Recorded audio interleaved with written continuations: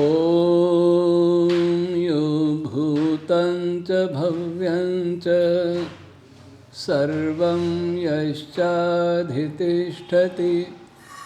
स्वर्यस्य च केवलं तस्मै ज्येष्ठाय ब्रह्मणे नमः। प्रिय श्रोतागण, वेद विज्ञान आलोक की प्रथम पंचिका प्रथम अध्याय की 5वां खंड चल रहा था। आज 5वां खंड का समूह लेते हैं। बृहत्यौ श्रीकामो यशस् कामः कुर्वीत श्रीर्वै यश छंदसां बृहति श्रियमेव यश आत्मन धत्ते य एवं विद्वान बृहत्यौ कुरुते। मेरे भाष्य या शास्त्रों के निर्वचनों का जिस प्रकार से मैं ग्रहण करता हूँ वो सबको अटपटा क्यों लगता है? क्योंकि सदियों से कहोगे और ज़्यादा 2-3 हज़ार वर्ष से एक परंपरा चल रही है। उस परंपरा के अनुसार आचार्य श्रवण आदि ने अर्थ किए हैं। अनेक प्रकार के यागों का आविष्कार हुआ, वो तो पहले हुआ था, लेकिन वो प्रतीक थे, उन्हें हम भूल चुके थे। अब यहाँ देखें कि ये लोग क्या अर्थ करते हैं। सायण ने संस्कृत किया और डॉक्टर सुधाकर मालवी वो लिखते हैं कि धन धान्य आदि संपत्ति रूप श्री की कामना वाले और यश की कामना वाले यजमान को 2 बृहति छंदस्क मंत्रों का प्रयोग करना चाहिए। और लिखा कि छंदों के मध्य जो बृहति है वह श्री रूप और यशोरूप है।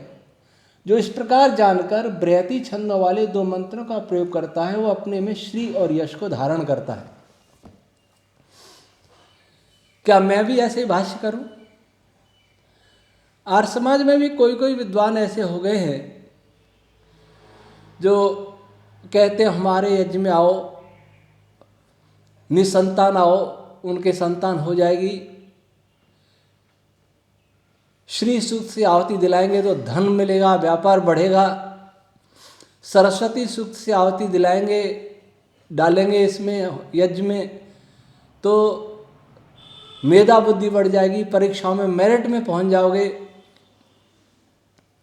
ये बातें आती कहाँ से हैं? ये बातें यहीं से आती हैं, सायण की परंपरा से। ऋषि आनंद की परंपरा हमने छोड़ दी यौगिक अर्थ थी, महर्षि व्यास की परंपरा हमने छोड़ दी यौगिक अर्थ से अर्थ की। स्वयं नृत्य को भी रूढ़ में लगे। तो जो ऐसे रूढ़ अर्थ करते हों या ऐसे रूढ़ अर्थ ही कर सकते हों, आगे जिनका सोच न हो, उनको मेरे अर्थ बिल्कुल अटपटे लगेंगे, काल्पनिक लगेंगे। अगर मैं किससे पूछूं कि ऋषि आनंद ने स्तुति प्रार्थना के मंत्रों में कस्मै देवाय हविषा विधेम, इनके सबके अलग अलग अर्थ किए हैं, क्या कभी कोई सोच सकता है कि ये अर्थ कैसे बन गए? सोचता नहीं है। उसको तो मान लेता है, लेकिन मेरा नहीं मानता। तो अगर वेद ये कहता है, ऋग्वेद का व्याख्यान है, वेद ये कहता है ऋग्वेद के बृहति छंदों की आहुतियां डालो तो यश मिलेगा, धन मिलेगा। तो फिर ये आपका वेद है, हमारा नहीं है। ये वेद नहीं है और इसके कारण ही वेद की गरिमा समाप्त हो गई। अब बृहति क्या कहती है? बृहति परिवर्हणात् निरुक्त 7वें अध्याय का 12वां खंड, दैवत ब्राह्मण बृहति बृंहते वृद्धि कर्मणः। बृहति छंद रश्मियों का प्रभाव ये होता है कि वो किसी पदार्थ को चारों ओर से घेर कर फैल जाती हैं। जब कोई कण का निर्माण होता है या किसी लोक का निर्माण होता है, सूर्य का हुआ होगा, कभी कौसम मेघ का हुआ होगा, कभी ग्रहों का हुआ होगा, तो बहुत सारी छंद रश्मियाँ तो होती हैं। बृहति उनको चारों ओर से बांध लेती है। बांधने में काम आती है, सूत्रात्म वायु भी है, लेकिन छंदों में बृहति। जैसे हमारे पास बहुत सामान है और उसको एक थैली में बांध दिया, एक जाल में बांध दिया, वैसा उसको बांधने में बृहति सहयोग करती है सूत्रात्म वायु का। सूत्रात्म वायु तो सूक्ष्म स्तर पर काम करता है। तो लिखते हैं जिनको श्री की कामना हो। श्री क्या क्या है?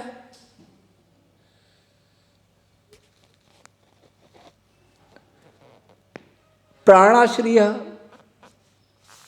और प्रजापति स्वर्गो लोक श्री तत्।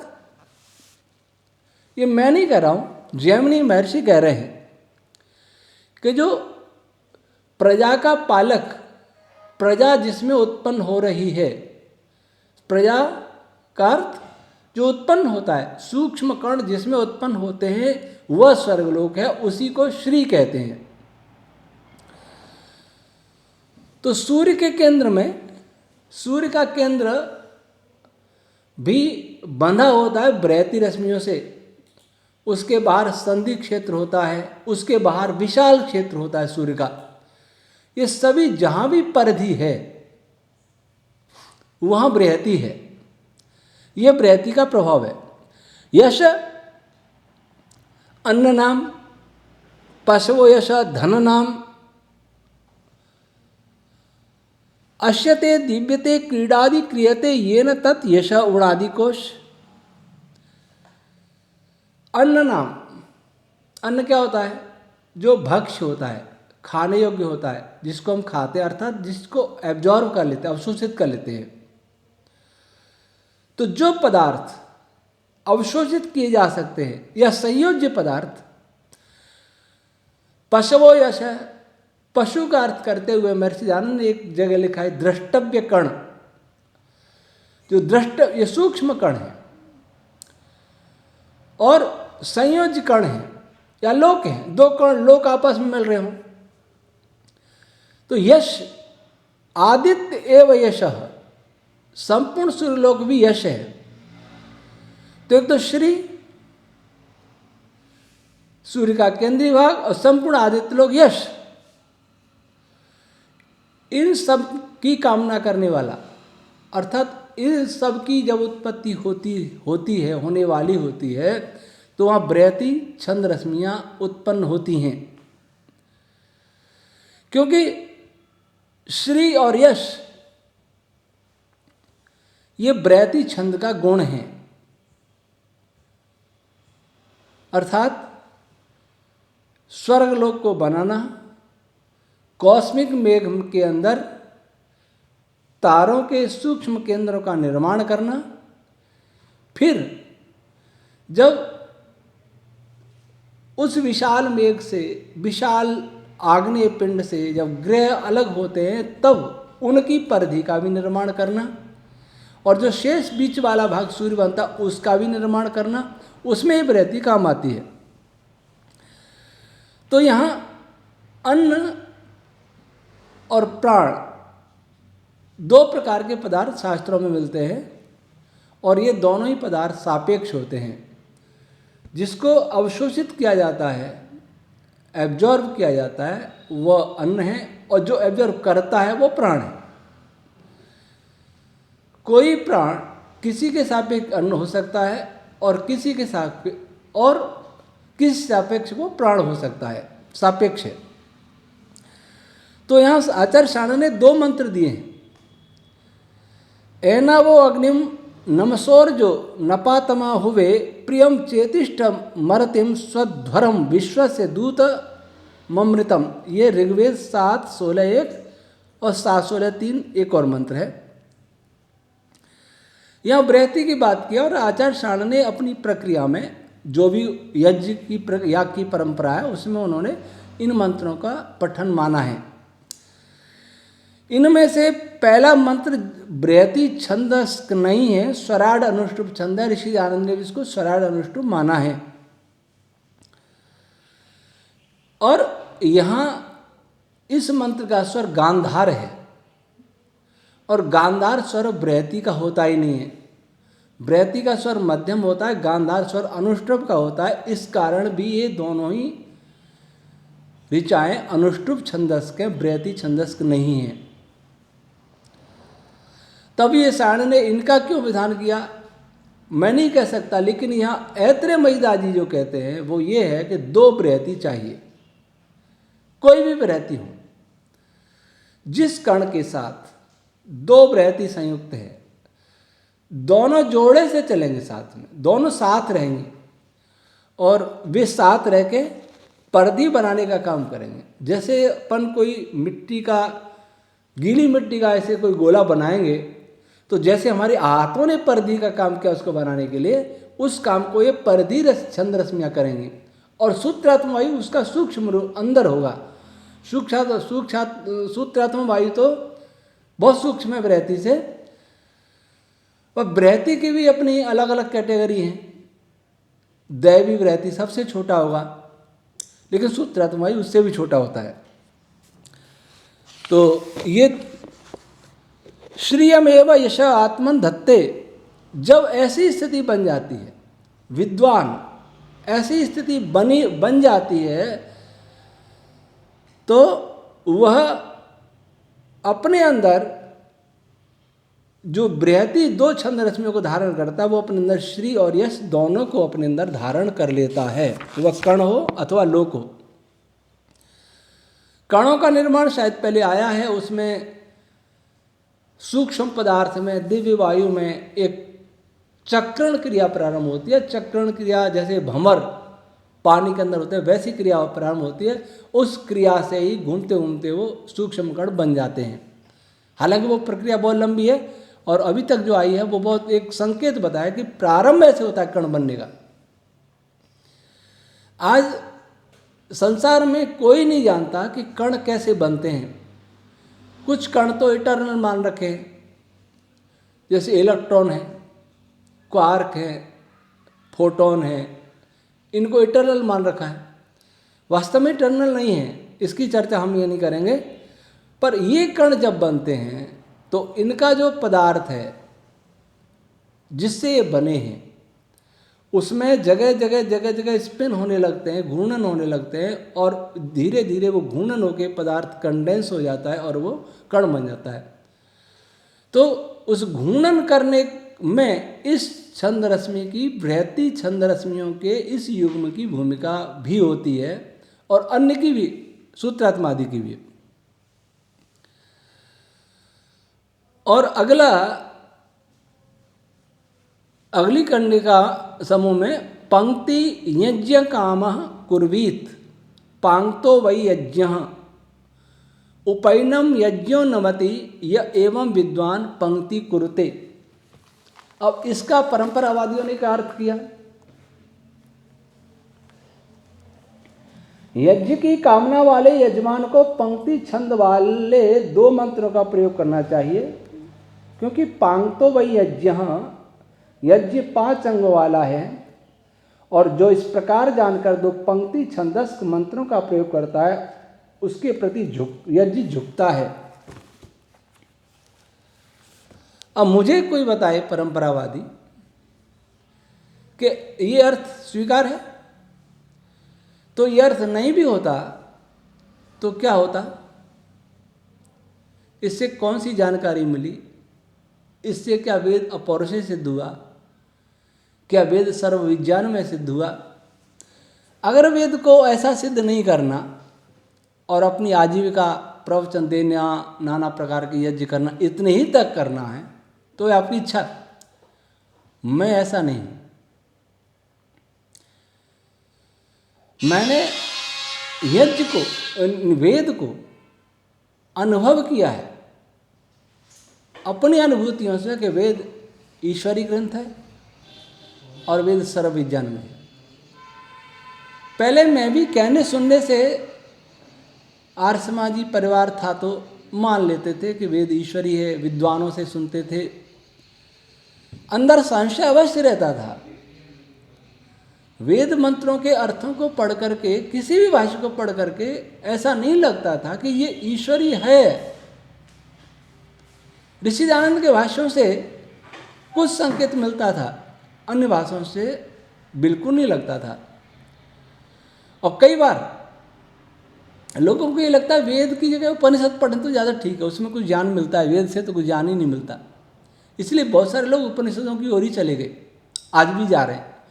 वेद तो केवल नाम लेने के लिए रह गया, यज्ञ कराने के लिए रह गया, अब वो भी छूट रहा है। कहीं कहीं तो देखा है कि रामचरितमानस की चौपाई से यज्ञ कराने लगे। अणुशक्ति नगर में मुझे बताया गया कि यहाँ एक पंडित जी आए और रामचरितमानस की चौपाइयों से स्वाहा स्वाहा कह के यज्ञ किया। तो वेद की गरिमा तो हम ही कम कर रहे हैं, क्या निकाल के दे रहे हैं? ब्राह्मण ग्रंथों के ऐसे अर्थ होंगे तो वेद तो मिट जाएगा। और मैंने एक नई परंपरा डाली, वास्तव में वो नई नहीं है। जैसे ऋषि दयानंद ने सब कुछ उल्टा था, उल्टा नहीं था, उल्टे हुए को उल्टा था, अर्थात सीधा किया था। ऋषि दयानंद के भाष्य, उनके वेद के प्रति दृष्टि उस समय के विद्वानों को यही लगती थी कि दयानंद ने सब नाश कर दिया, सारे पीछे पड़ते थे। वैसा आज हो रहा है। ऋषि दयानंद स्पष्ट नहीं कर पाए, मैंने स्पष्ट किया, वेद के स्वरूप को बढ़ाया, उनके संकेतों से आगे बढ़ा। तो अब फिर लग रहा है कि तो उल्टा कर रहा है। मैं उल्टे को उल्टा कर रहा हूं।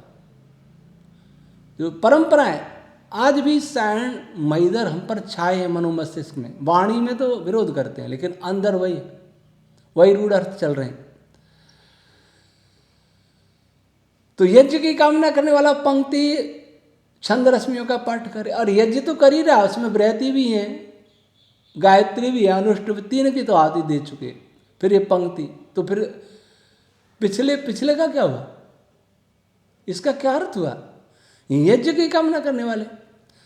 अब यज्ञ होता क्या है? देखिए महर्षि याज्ञवल्क्य क्या कहते हैं, सत्ताय मानो जायते स यन जायते तस्माद यंजो हवई नामई तत् यद यज्ञ इति। शतपथ 3:9-4-23।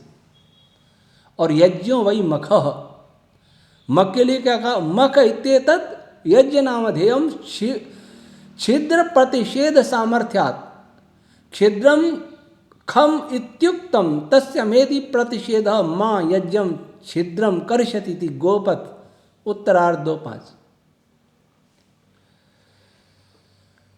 यज्ञ है इस सृष्टि में यजन प्रक्रिया, संयोग प्रक्रिया, संपूर्ण सृष्टि यज्ञ है। इसको वेद यज्ञ कहता है। अयम यज्ञ होता प्रथम पश्चात इदम। यह यज्ञ है, इसका होता कौन है? परमात्मा है, पहला होता परमात्मा है, इसको देखो। संपूर्ण सृष्टि यज्ञ है। और यज्ञ कह रहे सत्तायमान हो जाए थे, जो फैलता हुआ पैदा होता है। संयोग प्रक्रिया, जब दो कण पास में आते हैं तो जैसे जैसे निकट आते हैं वैसे वैसे उनकी गति बढ़ती है, उनके बल बढ़ते जाते हैं, कमजोर नहीं पड़ते। कमजोर पड़ेंगे तो संयोग होगा ही नहीं। ये पॉजिटिव नेगेटिव में यहाँ बल का अनुभव कर रहे हैं, और जैसे जैसे निकट आएंगे तो बल बढ़ेगा। ग्रेविटेशन फोर्स का भी m1 m2 r² या d² जो भी है, जो भी माने, दूरी के वर्ग का व्युत्क्रमानुपाती होता है।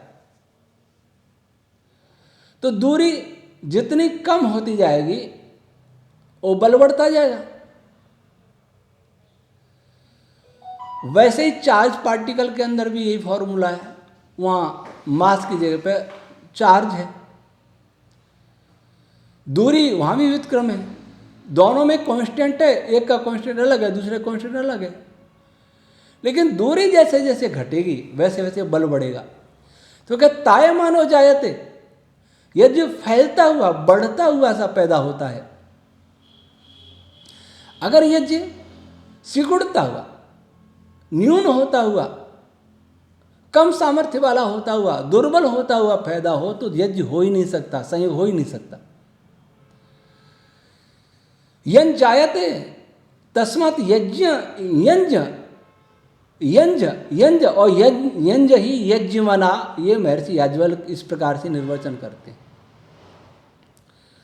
और इस यज्ञ में कोई छिद्र नहीं होना चाहिए, अवकाश नहीं होना चाहिए। दो पार्टिकल आपस में मिलेंगे और दोनों निकट आएंगे, आते आते निकट आते आते जैसे जैसे आएंगे बल बढ़ता रहेगा, उसमें ब्रेक नहीं होगा, उसमें विराम नहीं आएगा, कोई छिद्र, कोई न्यूनता नहीं होगी, कोई गैप नहीं रह जाएगा। उसकी जो रश्मियाँ हैं, जिसको वर्तमान भाषा में फील्ड रश्मियाँ बोलते हैं, हमारे यहाँ हम बता चुके हैं कि एक ओर से प्राण रश्मियाँ आती हैं, एक तरफ से मर्द रश्मियाँ आती हैं, दोनों मिलती हैं तब संयोग होता है। वो एक लंबी प्रक्रिया।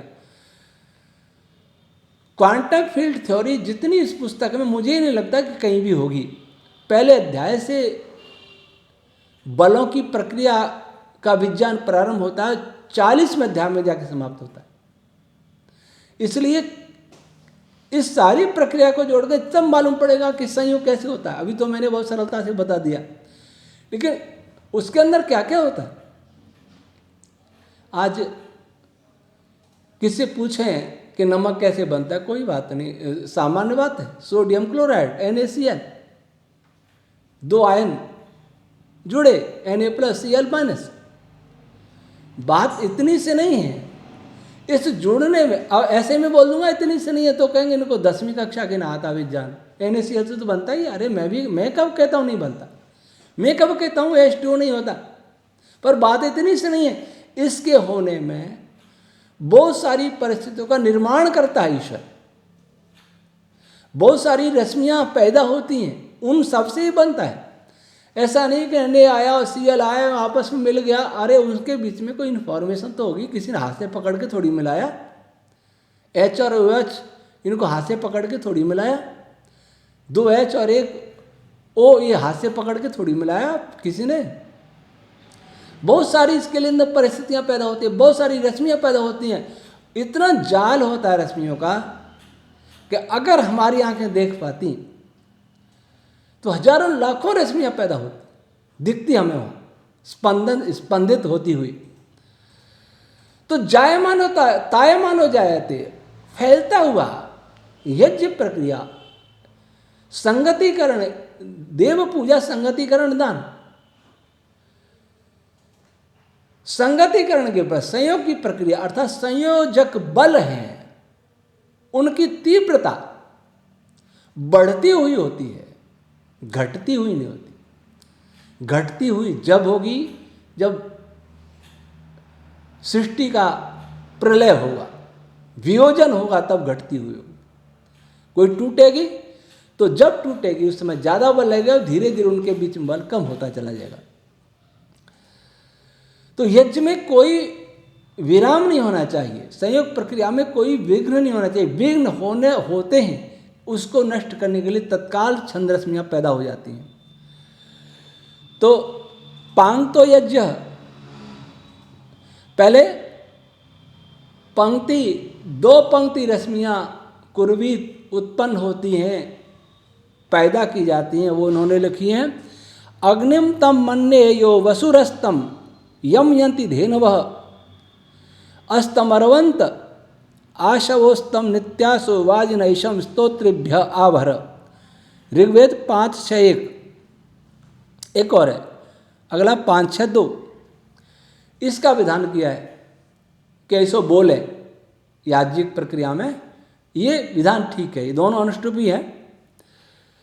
तो इन दोनों ऋचाओं की उत्पत्ति वसु, श्रुत, आत्रेय और देवता, इनका अग्नि है।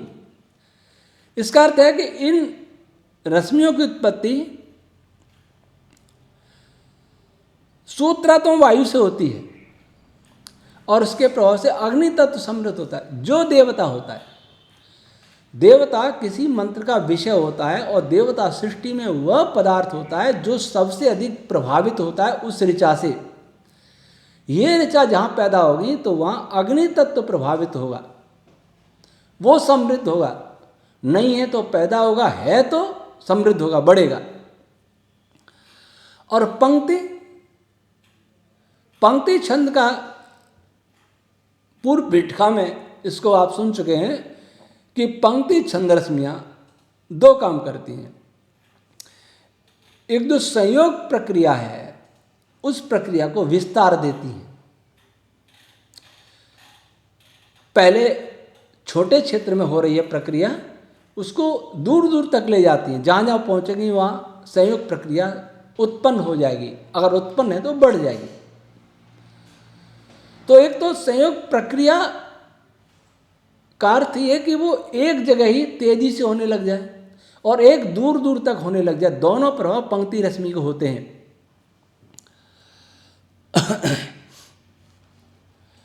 और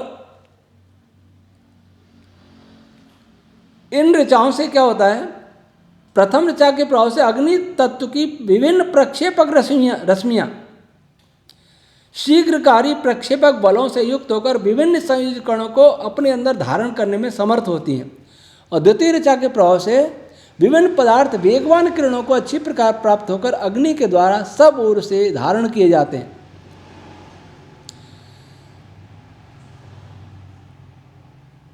अग्नि तत्व की विभिन्न प्रक्षेपक प्रक्रियाएं, प्रक्षेपक प्रक्रिया क्या करती है, प्रक्षेपक रश्मियां, कि जब संयोग हो रहा है तो असुर पदार्थ सब जगह फैला है, तो अग्नि की प्रक्षेपक रश्मियां उसको दूर कर देते, फेंक देती हैं और संयोग में संयोग की प्रक्रिया तीव्र हो जाती है।